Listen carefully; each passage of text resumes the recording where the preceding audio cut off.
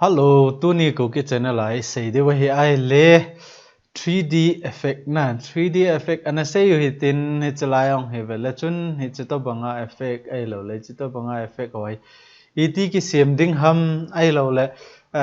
bottle design hoang iti sim ding ham tiong so hi chawa ko nai ki sim thei hi in ball design iti ki sim ham tiong 3D effect mang cha ai ata to banga sim yeng thei hi nai cho chu di ki sim ham ti tu ni hai in sei de wa hi in koi to bang la hi chi cookie channel subscribe nai lo na om le subscribe bolin lang a ko ma bell icon cho me le chun video tha ahung kya upload cheng le nangin namu jingding aban la ban cha hi chi ho software hian lang ai lo le computer lang hian lang internet hi lang internet na ko na sum holdan ti ho hi jong le ni chong chun na ki jil tau jing the he ti chu ga sei the hin tin Tuni hi chi illustrator software a ko na hi 3D effect in sei de wa hi in hi chiwa tool stampy hoyong hi na sei tawin hi chong chu I chai di oi tan to hi video thum le li hong kya upload jo le hi chi illustrator software hi king ading hi ta in a video illustrator kisim mong hi som nga lang thing ding hi ta in som li walang video kisim do hi ta in hi cho na vet la while ananung vet ne lang ban cha chu step by step ma cha na ki jil la chun nang ding aung phat chom na hin tin na het be na het na ong ki be en tin aban le nang in jong thil khat sim na na za thei he ti chu iga sei theu hin tin phan ma sa video chu a sau jep tai nan ti win ni chong cho kho poina aban le comment a khat nan do chelaya Facebook account iti delete bol ding ham ti win hi chu Facebook account chu na de ai le ken enjoy le video kit ting le practical ta anan explain pi in katin a hin la hi chawa hi na he ding khat chu Facebook account na ne ya na de ta la wai le chun na login tho ngai na login ding aban hi chawa ko na chu na di account chu delete na bol ding he na delete na bol ting le ne account nom ta lo ding he ja kai mang ding ai tai ai wa ngai chi chu password hon na he pa ngai le chun nang ding a option poi he te chun yong le aset na ima poi ti chu diga sei theu hin tin tu nia e sei nom pen chu le chi 3D effect hi et za ding ham ti chu a hi in hi chu tu ni e topic de wa hi a chu lunglu tai na na veo hitin hal khat nang ho ding aung akana theine ding a chu lunglu ta in an ve win ti chu iga sei the hin te tu hin e class chu anapan kit taw te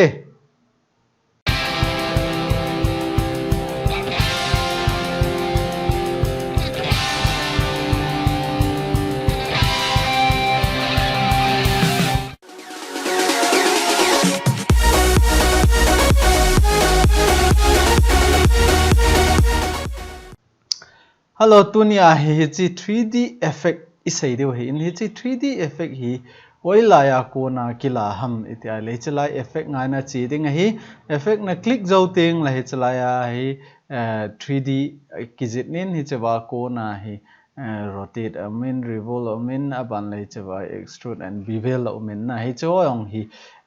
option za chom amin tu ni ai sei de choi le chi option pa 3D pa he na in sei de hi in China ding a choi chi text song hi ta hin nang in na dei dan ta na hei the hi in text lawa nang in graphic ong na sim no mai le hi chong chu na sim the hi tu hin he thei ding win documents tha khat ga hong hi tin documents tha khat e hong ta we ti te hi chuwa hi nang in to text ho to bang chu na type no mai le sorry cookie channel na hi chi hin hi chi size ga asulen hi tin na mu thai na ding ovin hi tin ga asulen hi tin e tai su le tiang mon le a fonts na dei lawa la font song na khial thai hi capital na khial thai hi a hen la ken tu ni a hinang ho na het thai ding ovin hal khat thu chang liền chợ na capital la ki zit khat ga select ngoi tin aban le hi chewa ko na chu ikizil de wa hi chiga select ngote chiga select ngoi tin che liền wal ta in hal khat ga sunyau kit tal te hi chi hi nangin ATM hana effect na hap no mai le na hap the hi hi che red color green color blue color ai lo le nangin hi chewa gradient yong na pi the hi hi china dinga chu gradient is a na ding wa chu et ki hi chi ipia ki convert ham ti chu na sei zo saw hi ta in hi chu confuse loading hi in na hi chu na confuse load dio a color hi al hat light je hi chi ga tiu te hi chi ba ko nai nang in hi chi lai effect ngai chi in lang hi chi lai click in lang lai na click zo teng le chi option yong ding ai na chi option ong zo teng le hi chi lai a vele chun hoi langa ko na highlight ding na dei ham hi chong in nang in na dei dan dan na a light chu hi langa ko na hung e ti ai le hung ding ai dei ai le langa ko na na koi ding ai a hin lai langa ko na light wa ding na dei ai le chun ichi langa na koi ding ai na ichi chu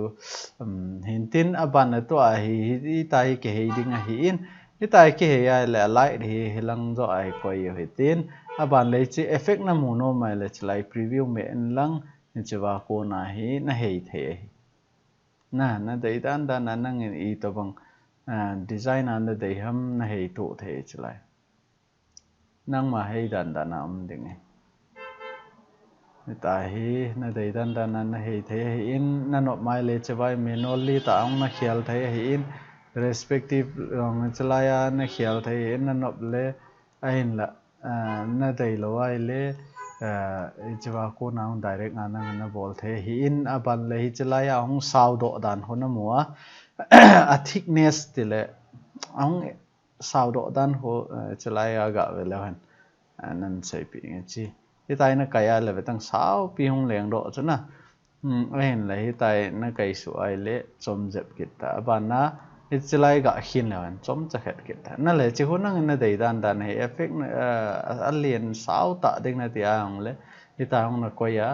ba le chong na hei to a na dei dan dan na nang na ki hei the hi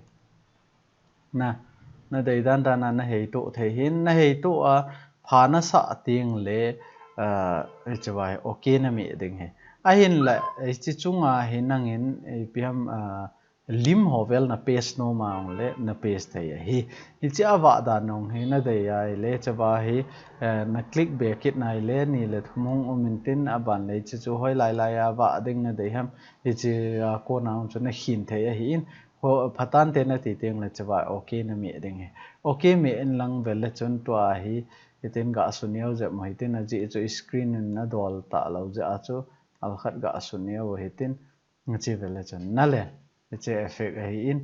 chi effect hi nang in na dei dan dana na set the hi in to a hi 3D type ma ta so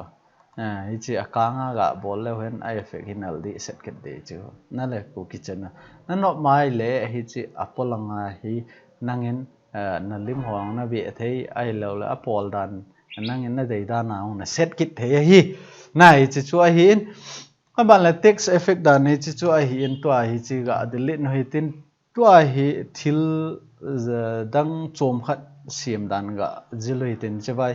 eclipse tool ga lautin eclipse tool a ko na thil jit ding hi chi na la tai ti hi tai na bola ban la effect nga na chi ai chala ya 3D na mi ai le ni chi alum dan na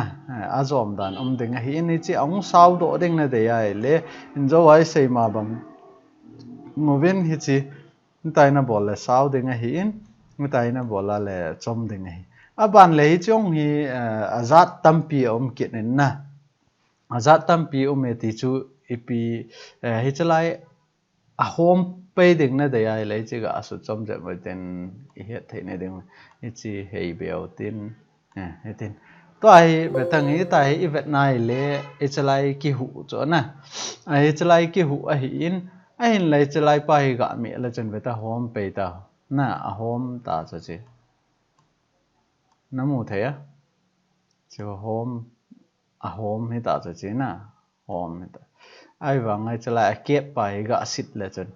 a ki sin kit ta cho ta hi home pe ta lo anung lang kim mo thei talo net thei ding men color ga khialoi te chi color ei tai te aban la stroke yong ga piu te stroke pileu hen hiat thei pen deu ta he option pa chon vet no mai le chawa na chi ding appearance a chen lang anoi ai ga chen lang chalaya 3D effect cho click le chon e chung ding a hin aban la tai ve leu he chi home page ta lo chona aban le che a home ding na de ai le tai na click ding ta hon na hei ding hei le chon ve ta home page ta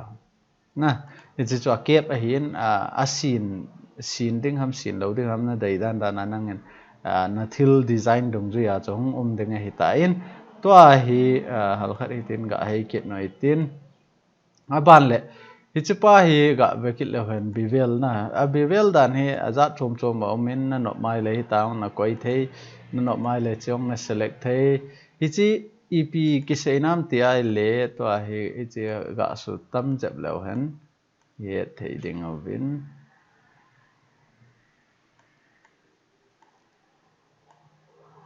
chi khu ye thei ding men chi khu na le chupa ho ga ve le hen chi khu dan nia mong lang te ni nga na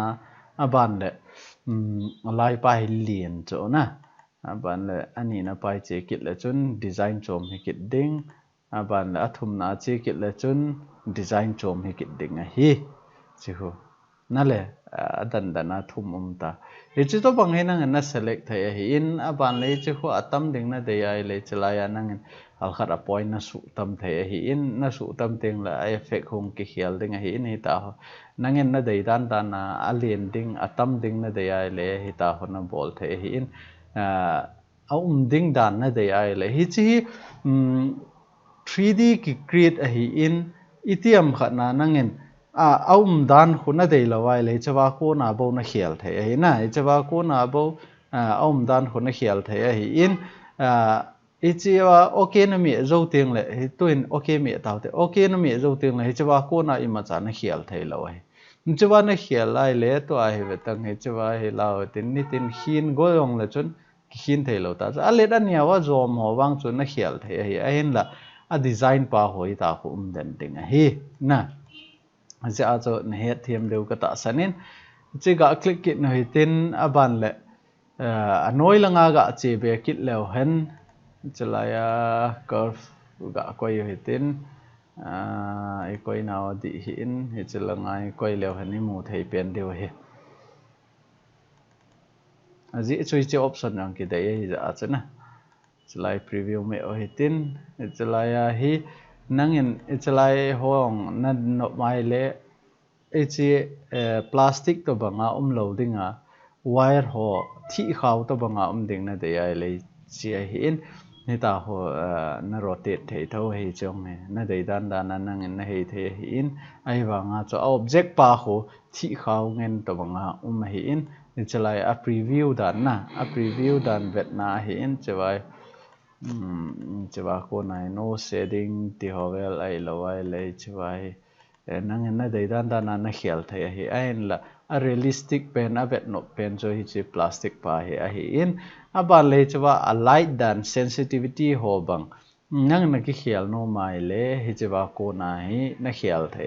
hi chawa ong na khial thai in blunt nan nong na koi thai hi aban le chalaya black ong na koi thei aban la custom ong na koi thei hi nang ma dei dan dan hi in na hi chi effect hi ti chui chalai color shading color hi I tabang color na dei ham blue na select ngai le hi chi khu blue a shading chi hi in hi chi to banga chu nang na khial thei hi in aban le to a hi anoi langa ga che kit le che a curve pa chu ga sei be kit le han to ho vela cha ning ho ho him sat chana chupa ho alum heu ding na de ai le hi tai na bola spai tam be sa ne thei ding win sul hom ta ong khona bol thei ni chu ai effect dan he za chom chom ma hin hi chu na het thiam de wa hin aban le chi phana sa ta ai le chun chlaya okay na mi ding ai na ta cho cái xiêm mà hiện tua hi coi to bangam hat chu goal for ai lawai le pool ho ki chim nom mi ki cho na hi cho tobang type chu ga sim leo han pool ball ho khot ne het khawa hi chu ga sim go leo han chilaya hi number 5 ga tiu ten aban le chilao ten chi kai lu moi tin aban da ani ni ai select ball lui tin alai chana ga koi yoite cái tay nó goal to tay thì tên nó goal to dấu tiếng lại cho phải select nên lang send back na ball tiếng area cha na send back ball nên lang aban lấy che avom le avom mai za cho cái một thầy lâu za cho kang coi hết tin aban là kang na coi dấu tiếng le phát mà sa ai na say symbol chun hết na symbol chu chi symbol pen chun na ball no ma on le to a hi chwa on hi symbol a on na ball kit the hi chỉ phải học khát cả cái số hệ tin symbol na hi chỉ symbol bài tua hi chỉ phải symbol là nó quay định ấy cái lại nó cái lút đinh aban là chỉ phải number 5 điều đến number 5 na amin cho number 5 ý cả save ở hin chỉ lại cái save ta nó là chỉ phải cái save dấu tiếng là tua hi ball create điều hi ball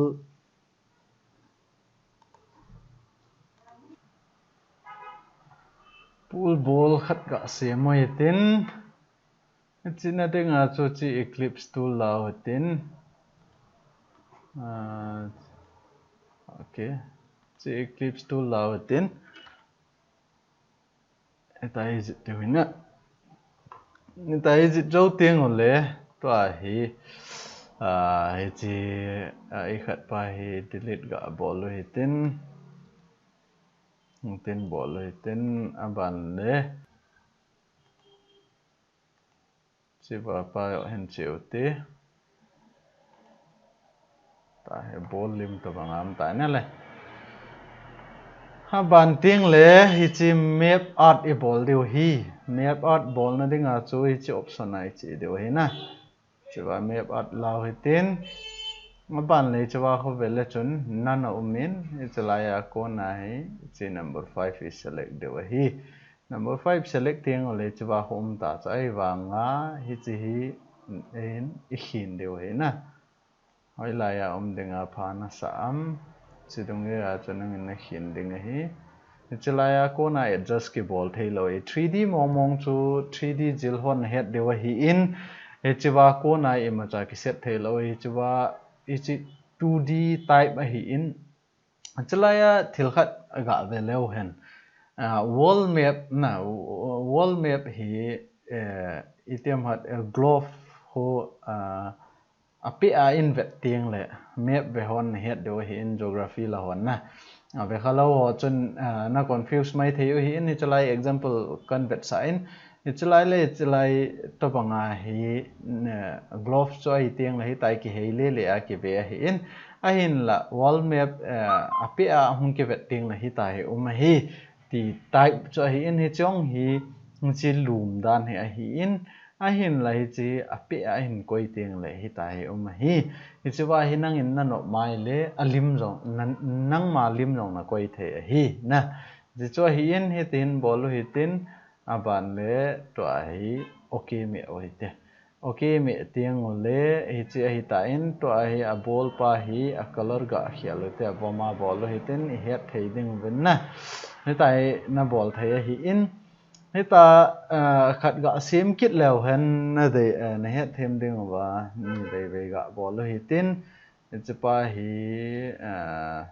chỉ lại chiếu tin chỉ pa delete điều ấy na chỉ lang pa hi delete điều half an quay ding hi half an quay dấu tiếng lệ khát ong gạ sim kit no hi tin chỉ lại 7 gạ tiêu tin 7 dấu tiếng lệ tua hi alum khát gạ sim kit no hi tin tin chỉ số càng mai tin aban le send back e ball de hi arrangement a chu send back na ball ding aban ting le che ki call sungai ki to chana na arrange ding na arrange zo ting le si design cho mai sim de we na che tai tiu te ban le che wa rectangle tool khat lao hi tin ga jit thei hi te hitai jit phei tiang ole hi chi hi red color aga bol hitin aban le chi sian bek bol kit de hi anunung pena amdinga na hiti hun ga arrange bol hitin hitai arrange bol zo tiang ole to a hi zo si select diu hi chalaya pu lut kit diu hi pu lut tiang ole chewa hi 7 number okay nami tiang le chalai ta na ni chi hom tiang le to a hi chapai khial de wa hi in chapai hi akang bol tau te tu chunga bol kanga bol hi ten aji chui chapa akimu thei ne dinga na ni chapai ki mu thei ne dinga to a hi effect ngai che deu 3d ai che deu aban le che revolve ai che deu hi che zo tiang le to a hi chalai hi preview imu thei ne ding wa preview me deu hi in zo wa ka sei chu na ne het jing na la ya hi le hi chalaya akan dan hi nangin na dei be a hi le ichina mi kit ding na mi tiang le che ho betang ni le thomong om beta che na dei ai le na dei za na sim thei hi in itin sukang hitin